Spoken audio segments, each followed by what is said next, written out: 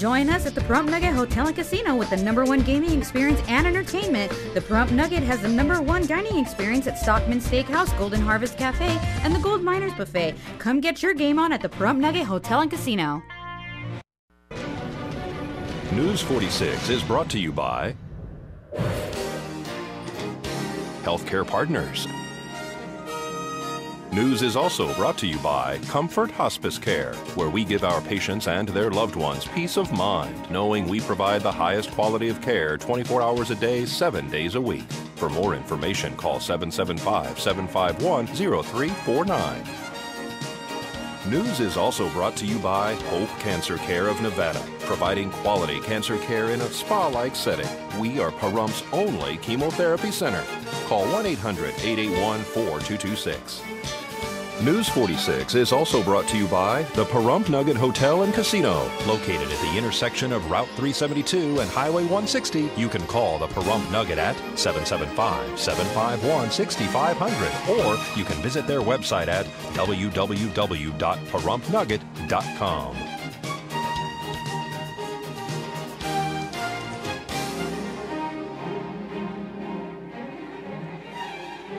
Tonight on News 46, was your newspaper delivered a little late this morning? Get ready for the Community Crisis Intervention Yard Sale. KPVM wishes a happy birthday to one of our own. News 46 starts now. You're watching KPVM News 46 with Glenn Evers and Monique Mitchell. News 46, local coverage you can count on.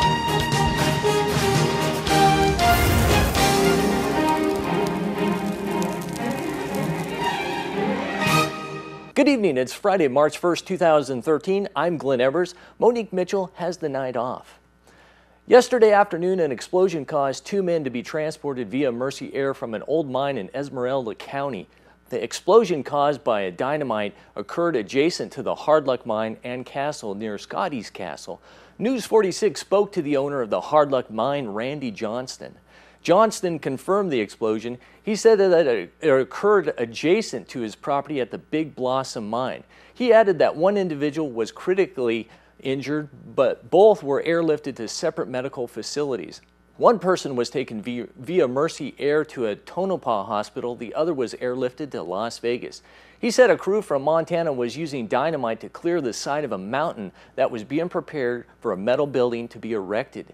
Mercy Air, Esmeralda Sheriff, Emergency Services, ambulances, as well as mine safety and health officials were all dispatched to the scene. According to the website of Hard Luck Mine, it is located off Nevada Highway Route 267. The mine has been in operation since 1897 until World War II. The mine and the 40 acres that comprise the neighboring Emerson claim were purchased by current owner Randy Johnston in 1998. In 2000, Johnson began building the Hard Luck Castle next to the mine. The property is currently for sale. In the hours before $85 billion in widely disliked spending cuts began to take effect today, top political leaders did virtually nothing to defuse Washington's latest self-imposed fiscal crisis.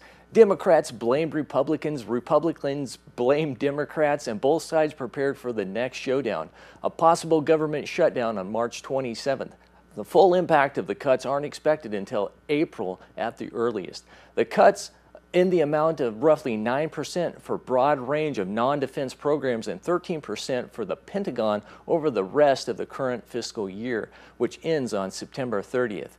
They were included in a 2011 deal to raise federal borrowing limit as an unacceptable outcome if Congress failed to agree on a comprehensive deficit reduction plan. Murder suspect Randall Phelps apparently did not show up for his court appearance this week with Judge Kent Jasperson. The man who is accused of attempting to kill his daughter's boyfriend last month missed his first court appearance after making bail last week. 68-year-old Phelps posted a $50,000 bail bond for charges of attempted murder with a deadly weapon, assault with a deadly weapon, and battery with a deadly weapon. He was taken into custody after allegedly shooting 35-year-old Benjamin Appleby in the head and abdomen on Camelot Court on the south end of town. Phelps is apparently claiming that Appleby was beating his daughter. Phelps' attorney told the judge that there was a mistake in scheduling, and the judge judge granted a continuance until June 27th. Benjamin Appleby is said to have survived his injuries. This is Deanna O'Donnell for News 46. If your newspaper was a little late this morning, we might be able to tell you why. Tonight's accident report is brought to you by Stovall & Associates. Don't expect insurance companies to have your best interest in mind.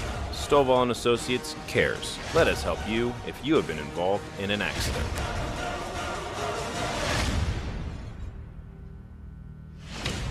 A two-vehicle accident occurred on Highway 160 and 372 this morning.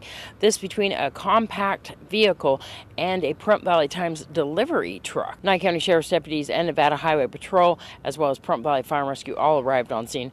The female inside the compact vehicle was transported here locally, complaining of leg pain. The individual inside the Pahrump Valley Times van was not injured in this accident. It appears that the accident occurred when the female driver in the compact car did not yield the right-of-way to the van. This seems to be the same occurrence that has been happening with these yellow flashing lights. People are not understanding that it is not okay to go when the yellow light is flashing. It means that you must yield to traffic. Look before you turn when the light is flashing yellow. This type of accident has been happening all over town with these flashing yellow lights. Please make yourself aware and make your children, if they're driving, aware that the yellow flashing means that you need to yield. Nevada Highway Patrol is investigating this accident.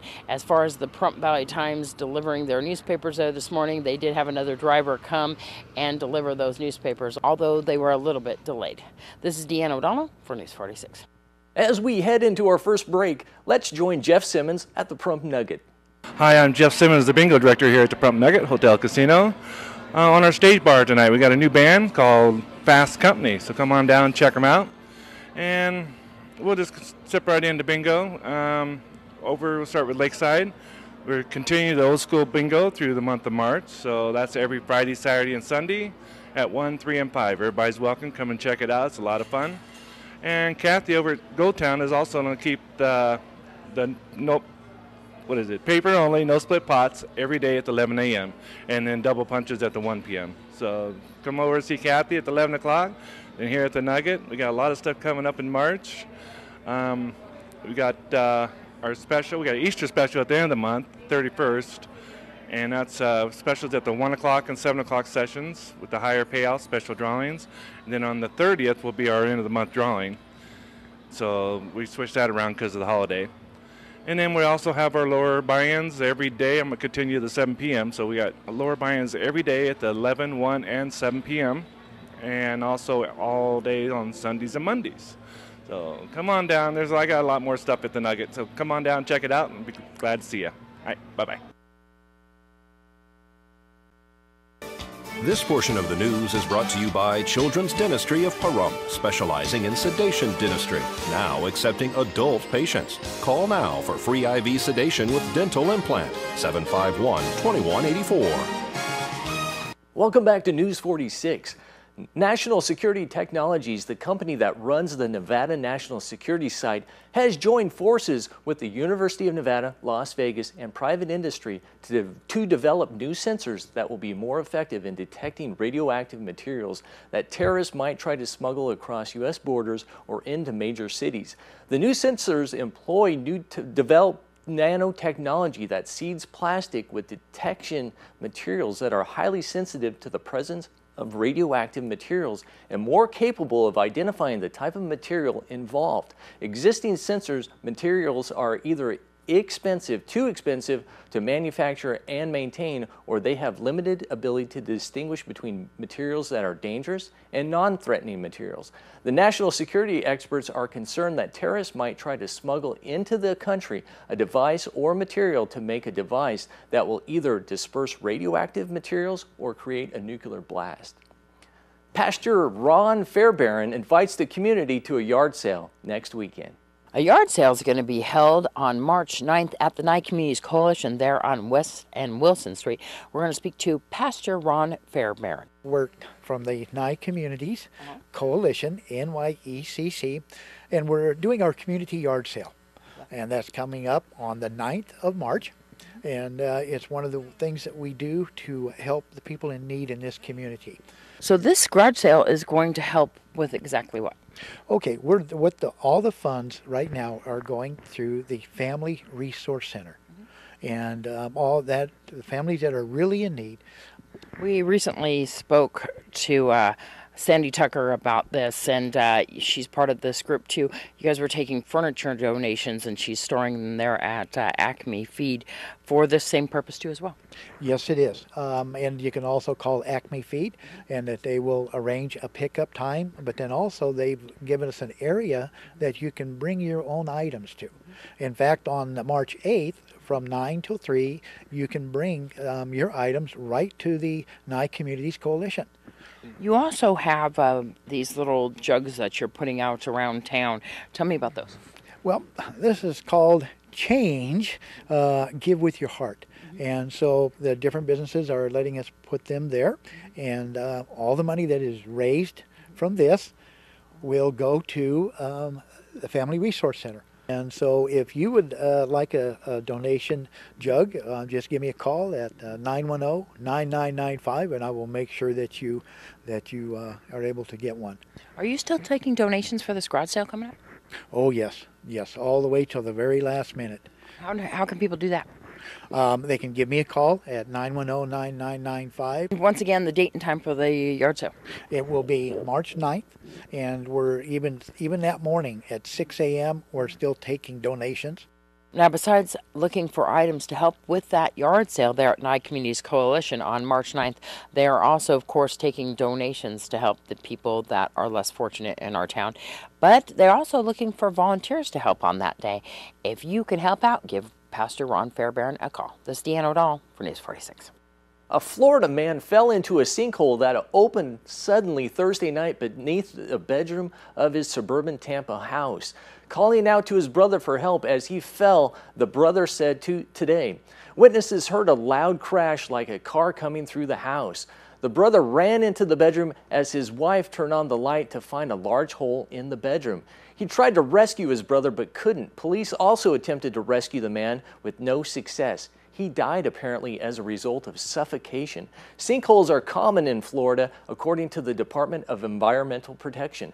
The state lies on bedrock made of limestone or other carbonate rock that can be eaten away by acidic groundwater, forming voids that collapse when the rock can no longer support the weight of what's above it. Hillsborough County is a part of an area known as a sinkhole alley.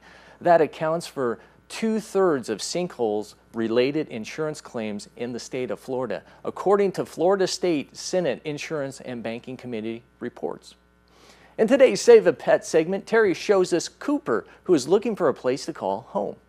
Save a Pet is generously brought to you by Auto World at 727-8000 and Greenspan Brokerage at 751-6200. Put the green team to work for you. Hi, welcome to West Star Ranch. We're here with Cooper today, who is a Catalina dog known as a lizard dog. He is a special breed and he is 8 years old. He's neutered and current on his shots. If you're interested in adopting him, please come visit us at 780 Mance Road, just west of Pahrump Valley Boulevard, or give us a call at 727-9273. If you would like to sponsor Save a Pet, give us a call at 727-9400. To adopt, donate, or contact West Star Ranch, call 727-9273. Stay right here for more local news and weather right after these messages.